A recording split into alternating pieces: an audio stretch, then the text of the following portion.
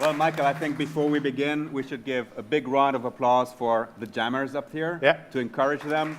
Come on, guys. Go create. All right. Welcome, everyone. Yeah, welcome. Can we switch? Yeah. So yes, welcome. So I am Michael. I guess you are Rufus. I'm Rufus. Okay, yes. Good news. So welcome to this event about the new creatives, and actually it's part of a tour. So this is not the only creative jam. We will run 7 creative jams. So last week we were in Paris, London, Stockholm, Amsterdam, Berlin, Madrid, and Milan. And we are very excited because we will see all these creations. So maybe I can tell you what happened in Paris. Actually, so the theme here is extreme selfie. Okay. The theme in Paris, because I come from Paris, so we like to pretend that we are more intellectual. Okay. So is a sentence from Gaston Bachelard. Black is the shelter of color. And let me show you 2 projects.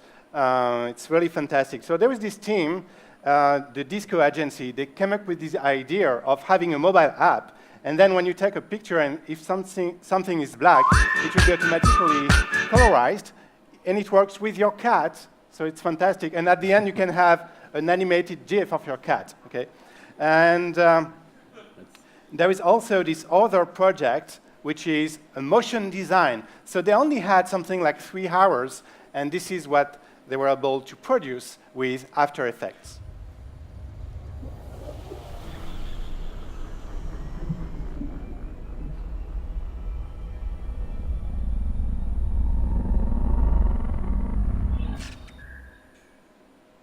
So this is the kind of creations that we expect from all these cities, so we are very excited. And that's why we are here to celebrate what we call the new creatives. So what we mean by new creatives are creatives that are always connected with devices connected to the internet, but also connected to other people and other creatives. To each other also. Yeah, and that's why they also like to reinvent themselves, to transform what they are doing. But there is one very important concept for them, which is sharing. Yes, and sharing, this can be done on our platform, on the Behance platform, which I think was a very, very important acquisition for Adobe. Basically, Behance is a community of more than 2.5 million creatives who not only showcase their work or use Behance to show their portfolio of work, to find new customers or to simply show their work, but there's also things like work in progress. And actually, we've asked the jammers today also to share their work as work in progress on Behance so that everybody around the world, or in this case, probably more in the UK, can actually check out how the work is progressing for our jammers today. And if you go to behance.net/facts, you will get this window here. And basically, these numbers are phenomenal because not only do we see that people share their work, but they also comment on their work, they exchange ideas, and they really share all their experiences to make the design process easier for everyone. And we can see on this slide that the UK is number 3 in the most appreciated countries. So I think there needs to be something to be done there, right, Michael? I think. But France is number 8. So yeah, please, yeah. So UK is. Don't blame us. Yeah. Yeah. Also, there is this important concept about mutations. So today, thanks to innovations, thanks to technology such as the Creative Cloud, you have a lot of photographers. They became filmmakers. Okay, you have a lot of animators. They became motion designers, and there is also another transformation.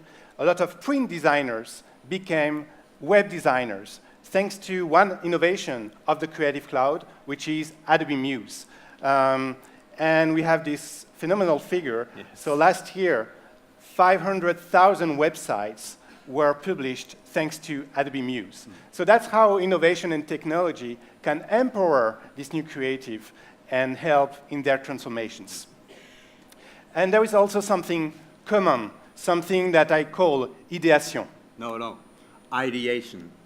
Ideation. Look, I also put the phonetic. Oh yeah, thanks. That's for me. Ideation. Ideation. Yes. Okay. So this is when you want to create something. You have an idea in your mind, But what we see is that a lot of creatives are still using a pen and paper, and this is always the starting point. Yes. So that's why also Adobe wants to innovate. And this is why we're working on this project called Mighty and Napoleon, which is basically a pen and a ruler for the iPad. So this is something we have announced. This is still on progress. There are only 20 prototypes, okay, in the world. But you can check the videos on YouTube if you want to discover what is Mighty and Napoleon. Well, Michael, I was in San Francisco last week, just before I came to Paris, and I brought back the prototype number 14. You want to see that? You want to see how it works? Yeah, come on, Mike. Let me show you. Show us on the iPad how that works. Let me give you some light. Oh, so this we can is actually see it Napoleon. Well. Yes. Because it's a short ruler. Okay. And I'm French. Okay. So I don't smile. It's not funny. And then if I put the ruler on this app, so this is Napoleon. You see the two lines? So what is really cool is that, of course, with Napoleon, I can draw some stuff, but then I get the precision here with, I can draw some lines, but then I can also change the shapes and do some perfect circles or triangles, etc. Also, I could play with the shapes and say, I want some French curves. Yes.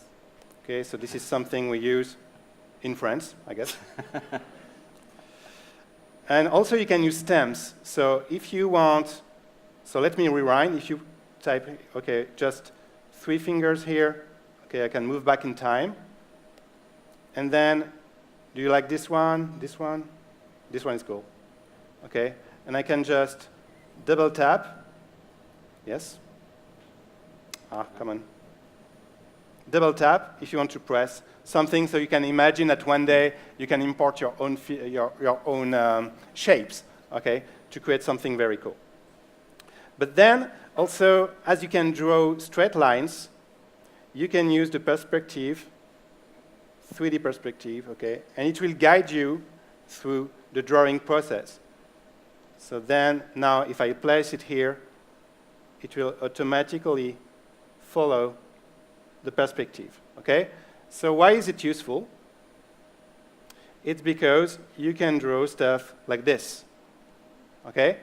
It really looks like a classic drawing from an architect. Okay, stuff like this, all like this. Actually, this is a project I'm working on. Mm-hmm. Yeah. So you know the Creative Cloud logo? Yes. So I've made this. So it's just a sketch. Okay. So I take the Creative Cloud logo, and then it becomes a coffee cup. All right. Maybe here it will become a teacup. Okay. A teacup, I apologize, yes. but my idea is that it's an espresso cup. Okay. So what is cool is that from the app, I can share it on Behance to get feedback, and hopefully someone will help me, maybe someone in New York, in Tokyo, to make it happen. Or right here in London, because I can help you make your cup. Oh, right? okay, thanks. Because, of course, all of these things can then be shared via the Creative Cloud. And what I've done here is I've transformed the drawing that Michael did into a vector graphic in Illustrator and imported it into Photoshop. And in Photoshop CC, it's very easy to take any shape that you're working on. I'm going to select my shape here, and under 3D, I can say, make a new extrusion from that selected layer. Okay? I'm in no way saying that Photoshop is a 3D modeling program, but it can allow users to create simple 3D objects right there in the application they already know. And then, of course, I've already extruded the logo, and I can start working on that.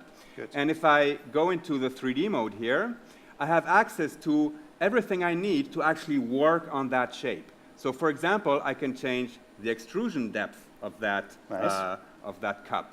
Or if I go here into here, I can change the taper. Okay, and your cup would be like a little bit finer at the bottom here. Okay, something like that. And again, I can still go in here and really move the object around and check out how it's working. And then I can also select the various surfaces and tell them, oh, I want that to be white plastic, white shiny plastic, okay, something like that. Looks good. it starts looking like the cup you've imagined, right? And then if I go into the light, I can also change the light source and see how the light reflects on that object, etc. All right? One thing that's missing here, though, is the roundness of the cup. But this is also something that I can do right here to changing the cap of the object. Okay. And simply by going into that widget here, I can pull it up and make it round. Okay. Good. And again, now we have the roundness of the cup at the top of it, right? And then, of course, one thing is creating that in Photoshop and then maybe using it in a 2D image for an advertisement or things like that. But with Photoshop CC, what you can now do is print these objects directly in 3D, all right? So let me show you one that also has the bottom of the cup. I'm going to go back here into my layers. I'm going to turn this one off and turn this one on, okay? It's the same object. I'm going to select it just to show you. I'm changing the light a little bit, all right? It's got the roundness around it. And then if I go into the scene, into the scene of the object, I can then press this new button up here, which allows me to print in 3D. Good. And then, of course, I can use all sorts of 3D printers. I can use the MakerBots. I can, but you know, if I don't have a 3D printer, what I can do is also send it to a service called Chaize, for example. And basically, what Photoshop does is not only prepare the content for 3D printing, but it also emulates how it will actually be printed, which is kind of important because the shape when it's 3D printed can be a little bit different. Of course, if I print to Shapeways, I can choose from a whole bunch of different materials. I can use ceramics, even metals and brass and whatever, okay? So let's say I want to print that in white plastic. And then simply by pressing this little button down here, it's preparing the meshes, it's calculating the image, and preparing it exactly like Shapeways would then print it. And you can see that we have some texture here on the side of the model, which is basically what we will also get from the 3D printing. So Photoshop emulates this sort of thing very well too. And then I simply say export, and the cup gets printed. So it will go to shapeways.com, and eventually they will ship it to me. Yes. And I will get my cup. Eventually you would get your cup, yes. Okay. Let's see when it's done printing here. Yeah. So let's see. Let's see. Let's see. Okay, so. Okay, let's say it's printed. Let's say it's printed, yes. And maybe one day we'll get the cup. Maybe one day we'll get the cup from Shapeways. Maybe the cup is having it. Oh, here it is. Oh, okay. There we go. Okay. From Thank right you. from the post office. Wow. It's so fast, you see, so quick. It's thanks to the cloud. Yes. Everything is fast with the cloud. Oh, here you go. You see, white ceramic. Woo! Yeah, yeah. It looks awesome. And what I really like and what I really want to tell you is that we are not object designers, okay? We are just traditional designers. Yes. But thanks to innovation, thanks to the Creative Cloud, you can start from a sketch. I just have an idea. And then a few minutes later, then you can become an object designer. And this is all about mutation. And this is enabled by the Creative Cloud. And by the way, we announced that we have a partnership with Shapeways. So look at your emails after this event, because you may receive an email, and then you will get some credits to create your own object, and then it will be shipped to you, or you can order my cup, okay? Yeah. I don't make any money, but yeah. Is it free? It's a very nice, no, it's not free. Okay. It's a very nice cup. So this is what we wanted to say, thanks to the Creative Cloud. Of course, it's an access to the best creative applications, such as Photoshop CC, Illustrator CC, but it's not only that. It's also our mission to innovate, and innovate maybe, why not with hardware devices, because it will help you in your creative process, and also connect our applications to services such as shapeways.com, so that you can become an object designer. And Behance and all of these things that... Yeah, all about sharing your creativity to get feedback and improve your skills. And it's all about mutations. So maybe today you are a print designer, but tomorrow you can become an object designer or web designer thanks to the Creative Cloud. And this is what we wanted to tell you tonight, and I wish that you will have a lot of fun. All right. Thank you.